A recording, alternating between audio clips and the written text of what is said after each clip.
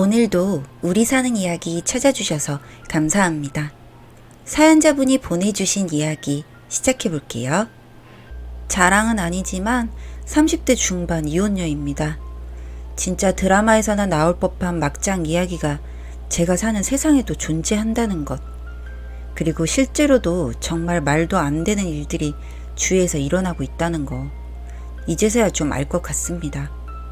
정말 속 시원하게 복수해주고 싶었는데 잘 되었는지 모르겠습니다.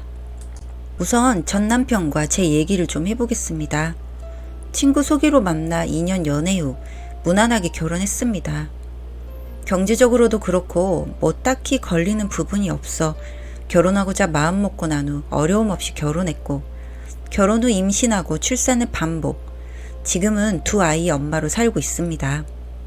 저와 남편을 소개해준 친구는 저랑은 고등학교 동창이고 남편과는 직장 동료였습니다. 그 친구도 결혼을 한 상태였고 둘이 잘 어울릴 것 같다며 소개를 시켜준 것이었습니다.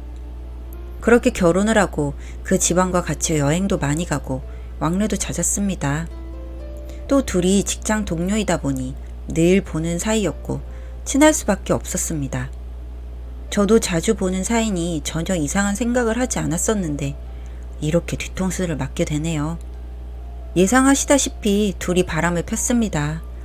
저한테 걸렸을 때는 술 먹고 하루 실수한 거라고 했지만 결국 밝혀진 것은 오랫동안 그 더러운 관계를 유지해왔던 것이었죠.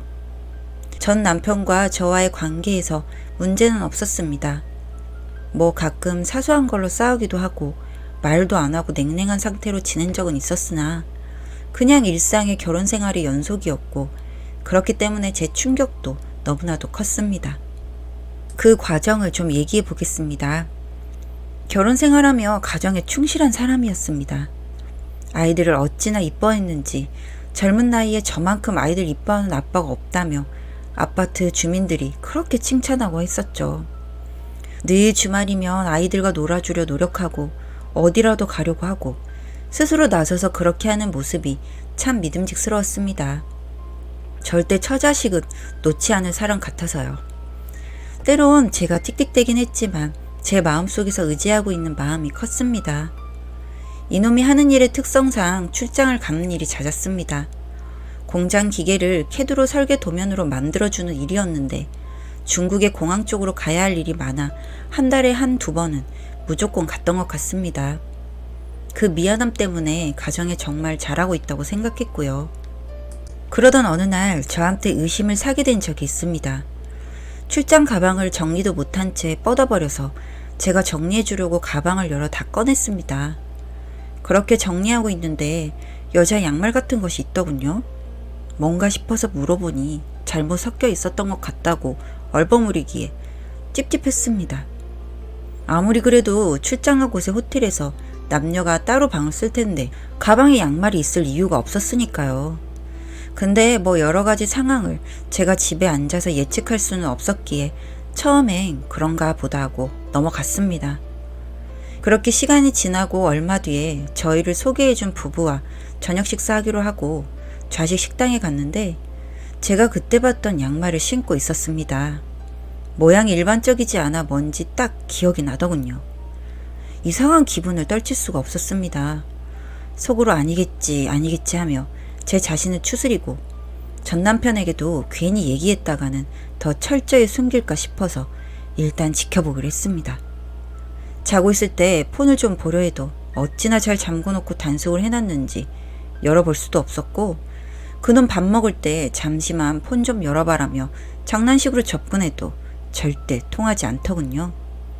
너 폰 있는데 너 폰으로 전화해 하면서요. 아, 폰 지금 방에 있는데 어디 있는지 몰라서 그래. 급하니까 좀 쓰자. 이렇게 말해도 절대 빌려주지 않더군요. 엄청 섭섭하기도 했고 의심은 커져갔습니다. 그러던 어느 날 제가 결정적으로 증거를 잡았습니다.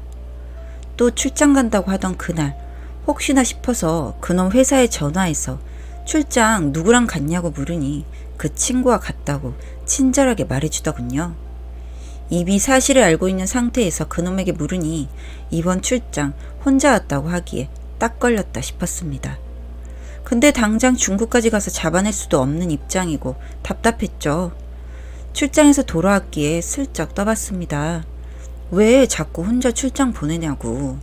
그 친구도 같이 가면 좋을 텐데 자기 잘 챙겨주고 안심도 되고 하니 그러게 하면서 그냥 자리 피하더군요. 그렇게 며칠 지나고 아이들 방학을 맞이해서 친정에 며칠 다녀온다고 했습니다. 매년 그래왔기에 별 생각 없었겠죠. 4시간 거리의 먼 곳이지만 아이들 친정엄마한테 맡겨놓고 바로 올라왔습니다. 진짜 뭔가 촉이 왔거든요.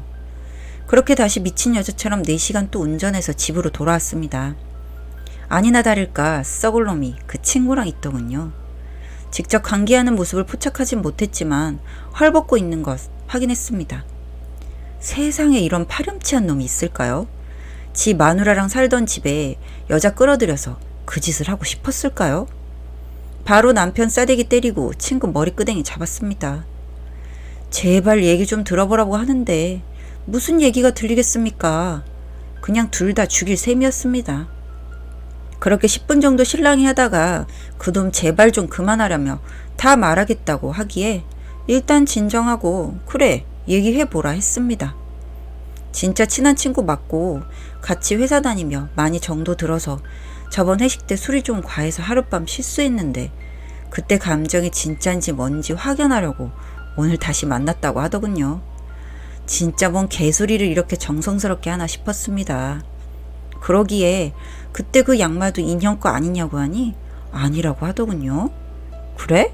그럼 내일 회사 전화해서 너희들 출장 간 거 스케줄 한번 맞춰보면 되겠네? 하니 꿀먹은 벙어리 마냥 가만히 있기에 확신했습니다. 너희 둘은 진짜 지옥까지 가야겠다 말하고 집 나갔습니다. 일단 방학이니 애들은 친정엄마가 봐주기에 걱정 없었고 그냥 뒤집어 엎기만 하면 되는 거였기에 촬영한 지 밤 근처 모텔로 가서 정말 뜬 눈으로 밤 지새웠습니다. 그리고 다음날 회사 찾아가서 완전 깽판을 놓았습니다. 저한테 창피함이랑 감정은 이미 사라진 지 오래였고 그냥 더러운 년놈들 제대로 못 살게 해주는 것밖에는 눈에 안 보였습니다. 그 난리를 치니 대충 윗사람들 귀에까지 들어가 무슨 일인지 나오더군요. 있는 그대로 다 말하니 직원들도 엄청 놀라더군요. 그럴 수밖에요. 같은 회사 안에서 드라마에서나 나올 법한 막장 스토리가 생겼으니까요. 그렇게 하고 난 후 그 친구 남편한테 전화해서 만나자 했죠. 만나서 다 말했습니다. 있었던 일 저보다 더 부들부들 떨더군요. 둘 다 죽인다면서요. 이해가 갔습니다. 맨날 그렇게 친하게 지내며 얼굴 보던 사이였는데 얼마나 배신감이 크겠습니까? 둘이 합심해서 인생 조져넣기로 작정했습니다.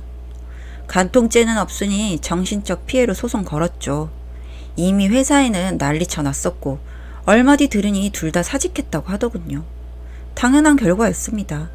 그리고 바로 이혼 소송까지 해서 제가 뺏을 수 있는 건 다 뺏어서 쫓아냈습니다. 진짜 실수라고 미안하다고 비든 그 사람에게 너는 진짜 악마다 한마디 했죠. 어찌 그렇게 아무렇지 않은 척하며 속여올 수 있었을까요? 진짜 아직까지도 소름이 돋습니다.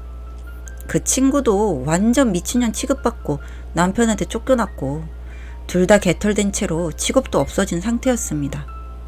정말 미안하다고 사과하는 문자가 오기에 이제 난 그놈한테 미련 없으니 네가 데리고 살든 어쩌든 마음대로 해라 문자 보냈습니다. 그 이후로는 답장 오지 않더군요. 저희 엄마한테도 말하니 정말 소름 돋는 인간이라며 일단 애들 걱정하지 말고 알아서 하라고 해주시기에 살고 있는 집부터 시작해서 싹 정리했습니다. 그렇게 어느 정도 다시 살 수 있는 환경 만들어 놓고 아이들 데리러 가서 지냈습니다. 저한테도 너무 큰 충격이었고 한 달 좀 넘은 시간 동안 정말 어떻게 살았는지 모르게 지나갔으니 좀 안정이 필요했죠. 근데 며칠 뒤 그놈 거기까지 찾아왔더군요. 정말 실수였다고 한 번만 용서해달라고요. 저희 엄마 소금을 뿌려줬습니다. 이미 이혼했는데 뭐 때문에 이러냐고요. 썩 꺼지라면서요. 저희 아빠는 몽둥이 들고 죽인다고 나가시는 거 제가 억지로 뜯어 말렸습니다.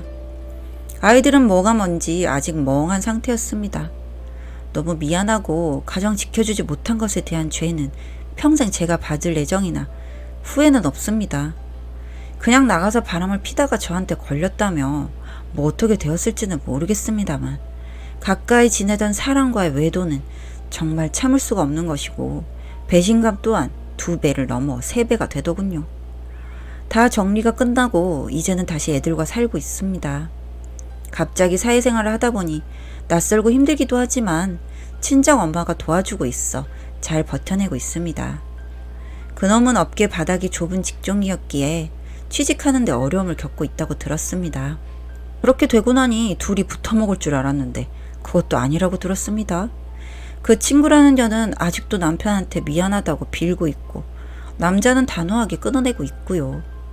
제 남편이었던 놈은 그냥 이젠 체념해서 원룸 하나 구해서 일하고 있는 것 같은데 꼴 좋다 싶었습니다. 아이들이 아빠 어디 갔냐고 물으면 출장 갔다고 하고 말긴 하는데 워낙 애들한테는 잘 해주었기에 보고 싶어해 어찌해야 할지 고민이 많습니다. 그렇게 후회하고 힘들 거면서 왜 그런 유혹을 이기지 못하고 잘못된 선택을 하는 것인지 이해가 되질 않습니다. 결국 이렇게 되고 나니 시원할까요? 아직도 의문입니다. 여하튼 제가 해줄 수 있는 최고 강도로 모든 것을 다 했습니다. 진짜 치가 떨리는 놈, 혼자 늙어서 외롭게 고독사하길 바랄 뿐입니다. 이번 사연은 여기까지였는데요. 다들 어떻게 들으셨나요? 저는 특히나 이 남편분이 변명이라고 했던 그 포인트가 정말 어이가 없더라고요. 한 번 실수를 했는데 그때의 그 마음이 진짜인지 확인해 보려고 또 만났다는 게 이게 말인가요? 막걸리인가요? 무슨 사연 읽다가 이렇게 화가 난 적은 처음이네요. 오랫동안 알고 지냈던 친구한테 배신당했던 이 사연자분은 얼마나 속이 문드러졌을지 감히 상상조차 못할 것 같습니다. 그래도 깔끔하게 정리하시고 아이들과 새로운 인생 찾으셨으니 앞으로도 항상 좋은 일만 있길 바라겠습니다. 사연은 여기까지였고요. 우리 사는 이야기 시청해주셔서 감사합니다.